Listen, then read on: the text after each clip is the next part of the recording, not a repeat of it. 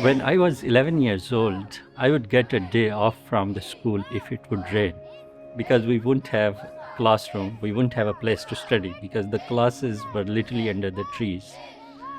I come from a family of teachers and people working with the education department, very well respected in the village, but it also brought in a lot of responsibility for me to do well. I was supposed to do very well in academics, to the extent that one of my uncle, he refused to congratulate me when I was like in top 20 in 1/3 of the largest province of Pakistan, because he thought I should have been like in top 3.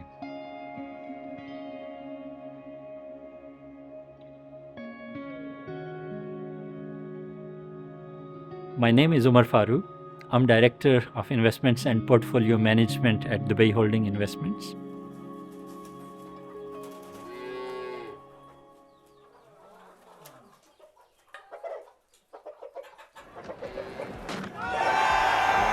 I remember back in 1992 when Cricket World Cup was taking place. My father bought a TV, a color TV. That was a big thing for the village. And there was a lot of excitement around it, not only in my family, but also in the wider village. To the level that we put that in a drawing room, which was basically an extension of the house. Almost half of the village was there watching the World Cup final between Pakistan and England. And when Pakistan won it, I mean, there was a lot of ecstasy and, a lot of excitement around it. So I still have that memory. Being 8 years old then, I still have very fond memory of that. And it will always remain with me in life. My family also bought a refrigerator at that time, and while my father was able to consolidate enough resources to buy it, one issue which we were facing is that who would pay for the electricity and how it would be paid.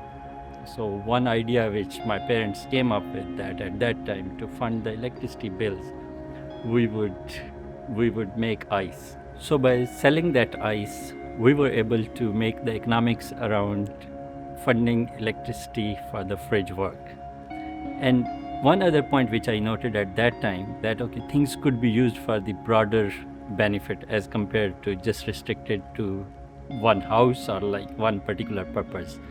And that also helped me appreciate the value of sustainability. I got admission into engineering university. I spent 6 weeks there. But it was a new setup actually, although that had association with one of the largest universities in Pakistan. That is not something which really spoke to me, and I felt like it's not something which I want to do, or this is where I see my future. So I packed my bags literally, and I came back home 6 weeks later. I told my parents, I'll do something else. I'm not going to continue these studies. And my father was like, he was naturally very dejected. And he asked me, so it seems like you're done with life, right? So what do you actually really plan to do now? And I told him I want to become a chartered accountant. And coming from the background and knowing that, there has never been a chartered accountant in the family or like people who we know around, it seemed like such an uphill task that it was as if I was like making a joke around it, right? So, but my mother stood by me in all that time. And she encouraged me to go with whatever I felt was the best for me. So that helped me set up for like next chapter of my life, which is basically me then having a discussion with father where he said, okay, fine. Even if you want to become a chartered accountant, at least get graduation, right? So go for like Bachelor of Commerce, which is seen as like a compromise position in that given the university I had left. But still I went for it, and I was like 3rd in the entire province in first year of that exam. So I had a point to prove, and I did it.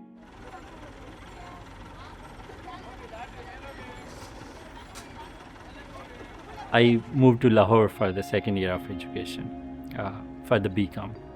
At that time, a teacher, she was very kind to me. She advised me not to go for CA, rather go for ACCA, which is basically a UK qualification. She also helped me find an internship role at a bank in Pakistan. ACCA again to pay for fees in pounds, albeit those were small numbers by looks of it, but those were quite meaningful for me and for my family. So I had to support those. So once I entered into this internship with the bank, after a few weeks of internship, I was offered a permanent role, which I gladly accepted because this would mean that I could cover for my fees and I could move my studies towards the evening sessions as compared to spending full day on them. So it took me a couple of years to qualify for ACCA, and that was the time when a friend of mine, he actually had moved to Dubai 6 months back, and he convinced me that Dubai is the right place to be and to pursue your career further because it was booming. So I moved to Dubai in July 2008.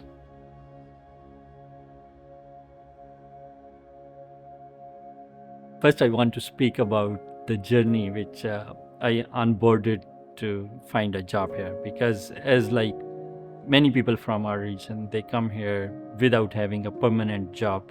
One day when I was walking on Sheikh Zayed Road for one interview to another in the heat of August 2008, I felt like something is touching my feet.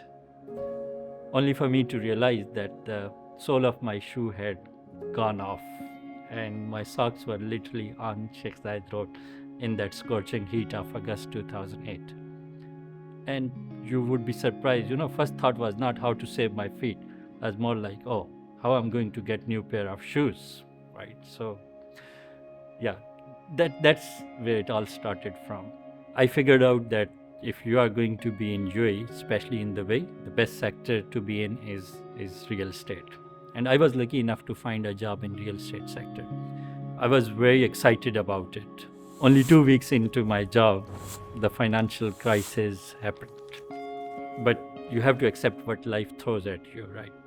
So my role was basically, it was designed in a way where you had to consolidate and you had to look at the things which were done in last 3-4 years of like when everything was upbeat, everything was progressing well, and then how to consolidate and come up with best solution out of it in the given circumstances. At the same time, a big question for me, okay, what the next move could be, what the next move could look like, right? And having liked real estate and continue to like it even despite that financial crisis, one big question which always would come to my mind that, okay, how the real estate developments are actually planned? Who does this? How they come into existence, right? Whether they are high-rise towers, they are villas, hospitals, schools, who are the minds who actually conceive this idea before it comes to existence? And that actually helped me zoom into like a handful of developers, master developers. And I started following people there and their career trajectories, what did they do, and started reading a lot about the organizations, how they do, how they announce, and started to prepare myself for a role. I was lucky enough to land a couple of interviews, one in Abu Dhabi and one in Dubai, with one of these developers, and I spent good time with the interviewer, only to learn that, okay, from my current role to switch to the new roles, it's likely not going to be possible, because the expectation was not for you to go there and learn, rather than go there and just implement from day one. And I was lucky enough to have an internship role at JLL at that stage, which actually meant I had to leave my permanent job and I had to go for this internship role. But that was immense opportunity. So after I completed my internship, I was discussing a role with JLL at that time, but then I had an opportunity with a master developer, which was much better than the role what JLL were willing to offer at that time. I opted in. I was very excited. I felt like I had whatever I had dreamt of. I achieved that. That role stayed for only 3 months, not for reasons that I could control. The entire company was wound down and actually we moved on. The timing of this entire thing is quite important, because this is the time when families were discussing about the marriage, right? I was engaged with Rabia for 4 years, and I was on this roller coaster career journey, which I couldn't really disclose with anyone. So it was quite an interesting time. And then I landed a job with Meraas in the real estate team. So my first 2 years at Meraas were with real estate team. One good evening when I was headed home, I received a call informing me that real estate team could be dismantled. But the good news was that I was asked to meet Umar Karim, who was setting up a new team called Strategic Capital at Meraas. Next day, I met Umar Karim and he offered me role in his team. So I'm one of the 4 pioneers of that team. That team started as Strategic Capital at Meraas. It continued as IPM, Investments and Portfolio Management, a department at Dubai Holding. And now we are a full-blown vertical, 5th vertical of Dubai Holding. So this is something which I feel really proud of, that I'm like one of the founding members of this team, and we take a lot of pride in what we do and what we deliver. One of the favorite projects in my portfolio is Warsan Waste to Energy project. Warsan WT, once complete, it would be the world's largest waste to energy project. It has the ability to process 1.9 million tons of waste every year, which is roughly half of the base municipal waste. And it would produce electricity of 200 megawatts, which is sufficient enough to power around 125,000 residential units, which is a significant amount of renewable clean energy, which would be provided to the Dubai grid. These are important contributions to Dubai's sustainability initiatives and Dubai's sustainability milestones.